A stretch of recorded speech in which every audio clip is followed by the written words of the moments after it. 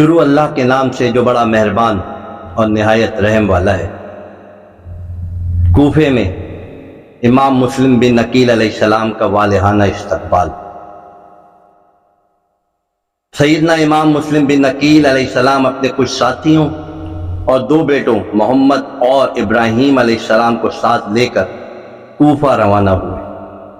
کوفہ پہنچ کر آپ علیہ السلام نے مختار بن عبید کے ہاں قیام فرمایا۔ کوفے کے شیعان علی نے آپ علیہ السلام کا شاندار استقبال کیا اور سیدنا امام حسین علیہ السلام کے نمائندے کے طور پر جوک در جوک آپ علیہ السلام کے ہاتھ پر بیعت کرنے لگے۔ پہلے ہی دن 12,000 افراد نے امام مسلم علیہ السلام کے ہاتھ پر امام حسین کے حق میں بیعت کر لی۔ پھر اس تعداد میں اضافہ ہوتا گیا حتیٰ کہ ان کی تعداد 18,000 تک پہنچ گئی۔ آپ علیہ السلام نے لوگوں کا شوق، عقیدت و محبت، جوش اور ولولہ دیکھ کر سیدنا امام حسین علیہ السلام کو خط لکھ دیا کہ بھائی حسین علیہ السلام حالات دعوت حق اور امر بالمعروف کے لیے سازگار ہیں۔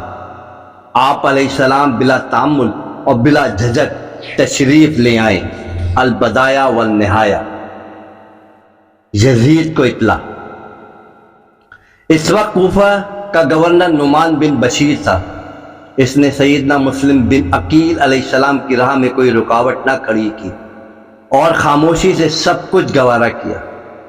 جب یزیدی حکومت کے حامیوں نے دیکھا کہ کایا پلٹ جانے کا امکان ہے تو وہ نعمان بن بشیر کے پاس آئے اور کہا کہ کوفہ شہر یزید کی حکومت سے نکلا جا رہا ہے۔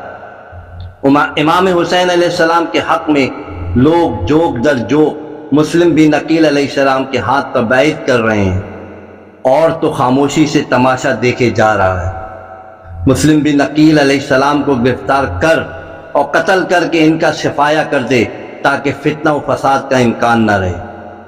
نعمان بن بشیر نے کہا، میرے ساتھ جو جنگ نہیں کرے گا میں بھی اس کے خلاف جنگ نہیں کروں گا، جو مجھ پر حملہ نہیں کرے گا میں بھی اس پر ہاتھ نہیں اٹھاؤں گا، اور نہ ہی میں ان کو محض گمان کی بنا پر پکڑوں گا، لیکن خدائے وعدہ کی قسم اگر تم اپنے امیر سے جدا ہوئے اور اس کی بیعت کو توڑا تو میں تم سے اس وقت تک لڑوں گا جب تک میرے ہاتھ میں میری تلوار کا قبضہ ہے۔ یہ سن کر ایک آدمی عبداللہ بن مسلم نے کہا کہ اے امیر، یہ کام اندھی لاٹھی کے بغیر نہ سلجھے گا، اور آپ نے جو طریقہ اختیار کیا ہے وہ کمزوروں کا طریقہ ہے۔ اس پر نعمان نے جواب دیا کہ اللہ تعالیٰ کی اطاعت میں کمزوری مجھے اس کی نافرمانی میں طاقتور بننے سے زیادہ محبوب ہے۔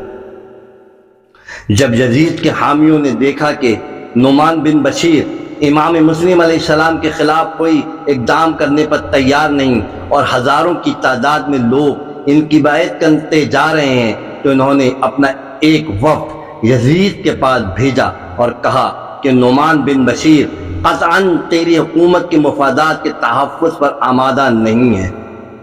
امام حسین علیہ السلام کی آمد ہے اور لوگ مسلم بن عقیل علیہ السلام کے ہاتھ پر جوک در جوک بیعت کر رہے ہیں۔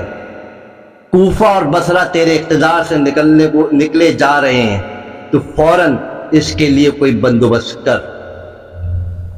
نعمان بن بشیر کی معزولی اور ابن زیاد کا تقرر۔ کوفہ کی صورتحال کے متعلق اطلاع پا کر یزید نے اپنے ایک خاندانی غلام سر جون کو بلایا۔ سر جون معاویہ کا معتمد غلام اور خاندان کا رازدان تھا۔ یزید نے اس کی گود میں پرورش پائی تھی۔ اس نے اس محرم راز کو تمام حالات بتائے اور پوچھا کہ اب مجھے کیا کرنا چاہیے۔ سر جون نے کہا کہ معاویہ زندہ ہوتے تو آپ کا مشورہ قبول کر لیتے۔ یزید نے کہا کہ ہاں۔ سر جون نے کہا تو پھر میرا یہ بھی مشورہ قبول کر لیں کہ کوفہ کی عمارت کے لیے عبید اللہ بن زیاد سے بہتر کوئی آدمی نہیں، اس لیے کوفے کی عمارت بھی اسی کے سپرد کر دے۔ البدایہ والنہایہ۔ ابن زیاد بصرہ کا گورنر تھا۔ کوفے میں شیعان علی و حسین علیہ السلام کا زور توڑنے کے لیے یزید نے اسے کوفے کا بھی گورنر مقرر کر دیا اور اسے حکم نامہ بھیجا کہ کوفے میں پہنچ کر مسلم بن عقیل علیہ السلام کو تلاش کرو اور جب وہ تمہارے ہاتھ آ جائیں تو اسے قتل کر دو یا جلا وطن کر دو۔ البدایہ والنہایہ۔